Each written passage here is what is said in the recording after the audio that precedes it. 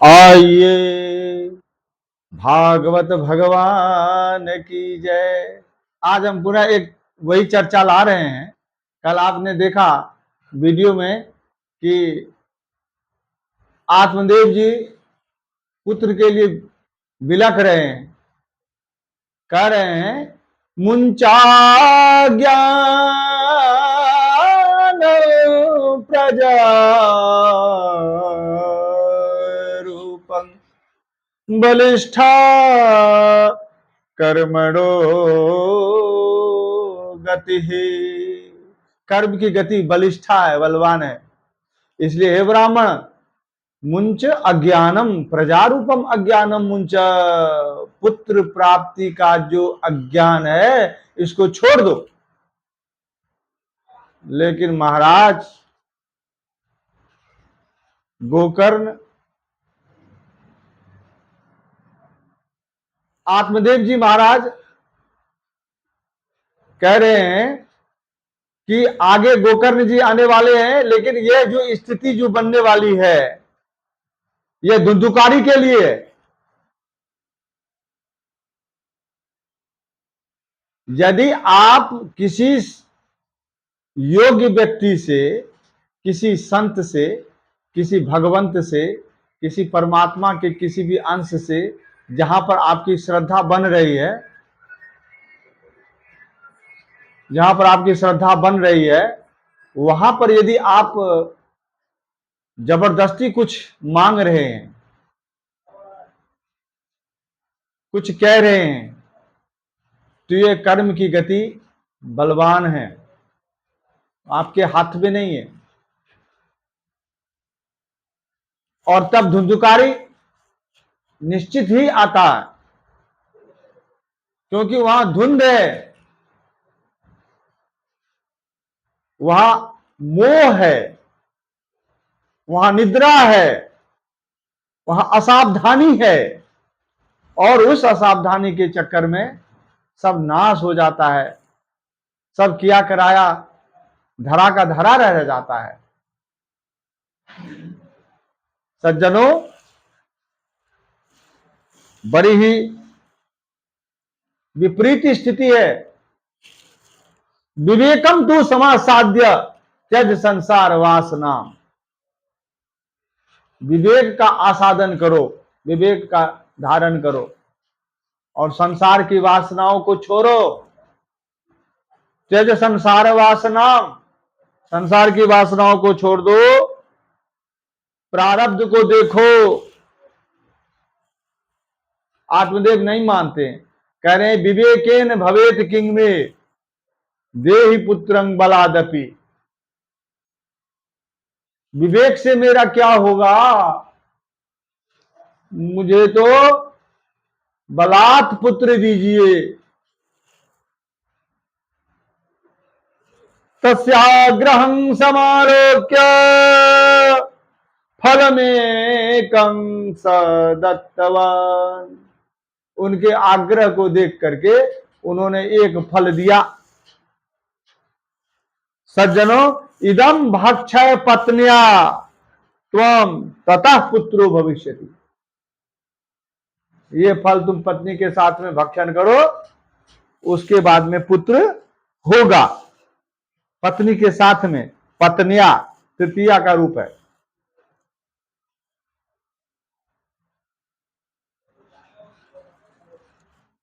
पत्न्या पाणो फलं दत्वा स्वयं यातस्तु कुत्रचित।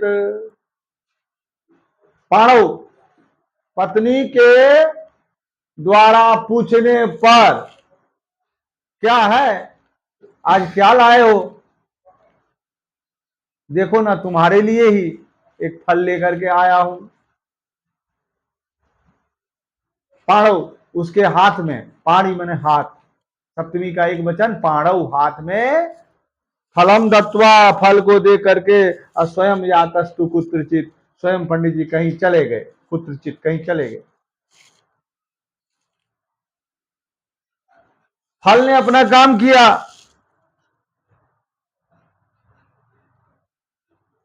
लेकिन वह जो थी धुंधुली, तरुणी कुटिला तस्य सख्यग्रे चरुरोदः। वो कुटिला थी, कपट वाली थी। वो अपने सखी के आगे जाकर के रोने लगी, सखी देखो आज आपके भैया जी पंडित जी ने एक फल लाया है और वो फल मुझे दिया है, मैं इसको कैसे खाऊंगी। रोने लगी, आंसू ढारने लगी और कहने लगी, देवाद घाटी ब्रजेत ग्रामे पलायेत गर्भिणी कथम। यदि दैव योग से गांव में कोई उत्पात हुआ तो गर्भिणी कैसे भागेगी। पलायित कथम,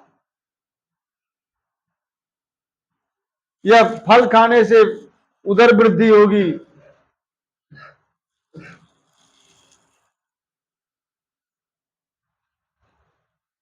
और सुखदेव की तरह यह बच्चा रह गया 12 साल पेट में, तो मेरा क्या होगा, 12 साल में कैसे जीऊंगी, बहुत कष्ट है, मैं इस गर्भ को धारण नहीं करूंगी। और यदि टेढ़ा मेरा हो गया 8वें महीने में तो तिर्यक चेत आगतो गर्भा तदा में मरणं भवेत, तब तो मेरी मौत ही निश्चित है। इसलिए सखी मैं क्या करूं। प्रसूतो दारुणं दुखं सुकुमारी कथं सहे। प्रसूति में मैं अभी सुकुमारी हूं, प्रसव का दुख कैसे सहन करूंगी सखी बताओ। यह सब शंका करने लगी और उसने फल को खाया नहीं, फल को गौ को खिला दिया। एकदा भगिनी तस्यास्तद्गृहं स्वेच्छया गता। एक बार उसकी भगिनी बहन उसके घर आई अपनी इच्छा से, स्वेच्छया गता, अपनी इच्छा से आई। और तदग्रे कथितं सर्वम चिंता इयं महती ही में, उसके आगे उसने अपनी सारी चिंता कह सुनाई। बहन ने कहा, देखो बहन ऐसे ही कुछ हमारे साथ में भी है, हमारा गर्भ का समय चल रहा है, जब मेरा गर्भ पूर्ण हो जाए तब तुम मेरे पति से निवेदन करना, ये बच्चा मैं तुम्हें दे दूंगी और मेरे पति को संतुष्ट करने के लिए कुछ धन तुम दे देना।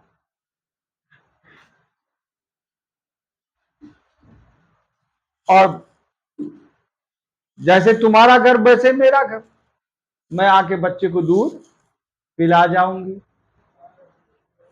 इस प्रकार से बातचीत हो गई। तब तक तुम अपने उदर पे, पंडित जी जब हमेशा तो आते नहीं, भिक्षा के लिए जाते हैं बाहर, तो गर्भिणी की तरह कपड़ा बांध करके तुम अपने पेट पर रहना।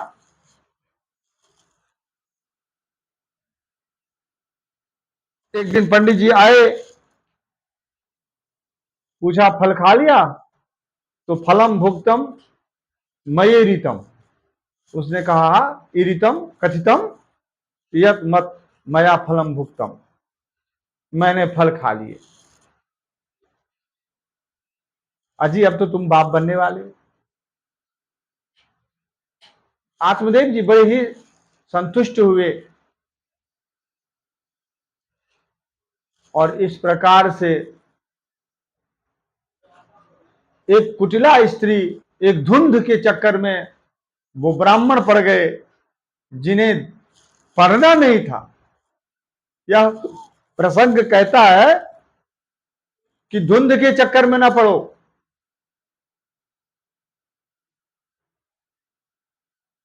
तुम ब्राह्मण हो, ब्रह्म का विचार करो। यह जीवन क्षणिक है और इस क्षणिक जीवन में आप जितना हो सकता है यदि भगवान ने आपको संतान नहीं दिया है, आपको धन नहीं दिया है, आपको व्यवस्थाएं नहीं दी, भगवान ने आपको कुछ नहीं दिया, तो इसका मतलब यह है कि आपके लिए वह अच्छा है।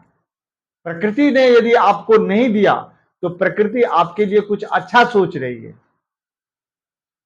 लेकिन आप प्रकृति के विपरीत जा रहे हैं, तो इसका फल आपको भोगना पड़ेगा। आपको यह जीवन व्यर्थ में बिताना पड़ेगा। जो ब्राह्मण का शरीर मिला है, इसका कोई लाभ नहीं होगा। सज्जनों, इतना इतना कहना कम नहीं है। आज के समय में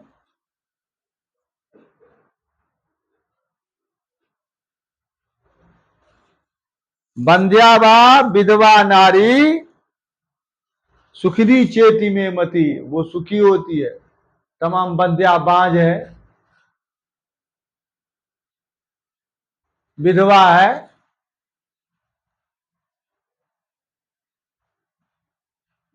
तमाम वृंदावन में आ रही हैं, सब देख रहे हो, रोज तमाम प्रश्नोत्तर हो रहे हैं, तमाम मोबाइलों में, सोशल मीडिया में आ रहा है।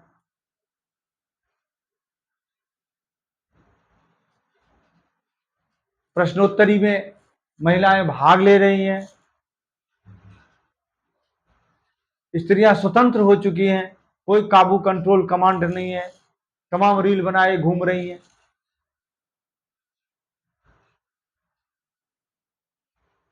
और यदि आपके घर में अशांति है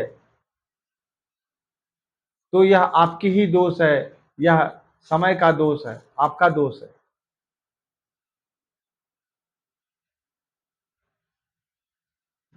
कब आपने गलती किया, कब आप दोषी हो गए, ये आपको पता नहीं चला, लेकिन ये दोष अपने ऊपर लेना पड़ेगा, अपनी जिम्मेदारी लेनी पड़ेगी, और इस दोष का फल आपको खुद ही भोगना पड़ेगा।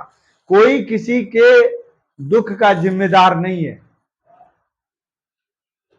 आत्मदेव आप हो, आपके पास आत्मा है, आत्मदेव आप हो, और आत्मदेव होकर के आप धुंध के चक्कर में पड़े हैं, धुंधुली के चक्कर में पड़े हैं, माया और अज्ञान के चक्कर में पड़े हुए हैं, इसलिए आपको परेशानी हो रही है। इसका कोई दूसरा कारण नहीं है। मनुष्य जीवन में तमाम बातें सोचता है, करता है, चलने को उन्मुख होता है, लेकिन वह सब मनुष्य के साथ ऐसे ही परेशानियां ही दे जाती हैं। सारी बातें मनुष्य के लिए विपरीत हैं। जितना सोचो, जितना तुम हाथ पैर मारो, प्रकृति जो तुम्हारे लिए चाहती है, तुम्हारी जो अंतर व्यवस्था है, तुम्हारे लिए जो भागवती व्यवस्था है, भागवती व्यवस्था क्या है, इस बात को अनुभव करना पड़ेगा। भागवत के नजदीक में रह करके, भागवत को सुन करके, हमारी बातें सुन करके भागवती व्यवस्था का आपको खुद ही अनुभव करना पड़ेगा। मैं कुछ नहीं बता पाऊंगा, मैं कुछ बता नहीं रहा हूं, मैं तो चर्चा कर रहा हूं। मैं कोई कथावाचकों की तरह उपदेश तो करता नहीं। उनके पास तो रसीले भजन हैं, कीर्तन है, लंबी चौड़ी बातें हैं, ये दान करो, वो दान करो, यहां भंडारा करो, यहां गौ सेवा करो, ये करो, वो करो। हमारे पास तो भागवती व्यवस्था है। भागवती व्यवस्था का चिंतन करने के लिए मैं स्वयं में तैयार हूं, आपको नहीं कहता हूं। आप लोग तो सब ज्ञानी हो, आपको कहने का मेरा राइट भी नहीं है। हाँ, यदि भागवती व्यवस्था में आप चिंतनशील हो जाते हो तो निश्चित परमात्मा की बड़ी कृपा होती है, और निश्चित प्रकृति आपके अनुकूल होती है। यदि भागवती व्यवस्था के बाद अर्थात स्वीकार करना सीखो, समर्पण करना सीखो, जो हो रहा है उसको देखो, साक्षी भाव लाओ जीवन में, व्यर्थ का प्रयत्न मत करो। आत्मदेव आत्मदेव व्यर्थ का प्रयत्न मत करिए, नहीं तो धुंधुकारी महाराज आ रहे हैं, अभी तो बहुत चटनी बनेगी तुम्हारी। इतनी बात कहते हुए वीडियो में लंबा नहीं करना चाहता हूं, क्योंकि लंबा वीडियो भी आप लोगों को भारी लगता है। कमेंट तो देते नहीं, शेयर करते नहीं, लाइक्स सब्सक्राइबर आप बढ़ते नहीं, बढ़ाते नहीं। जिस दिन आप लोग सब्सक्राइबर कम से कम जल्दी से जल्दी 5000 हो जाते हैं, अभी तो 665 है, बड़ा मुश्किल से। ये ज्ञान की कथा कौन सुने, चर्चा कौन सुने? रसीले नाच और भजन और फुहर रील देखने में ही समय चला जाता है, उसी को शेयर करते हैं। इस दिव्य बातों को शेयर कोई नहीं करता है। तो आपसे यही इच्छा है, आशा है कि इसको शेयर करें और इस वीडियो को इतना ही समझें, बस यही समझें कि भागवती व्यवस्था क्या है। इस वीडियो का शीर्षक ही यही है। इसको देखें और आनंद लें। प्रेम से बोलिए भागवत भगवान की जय।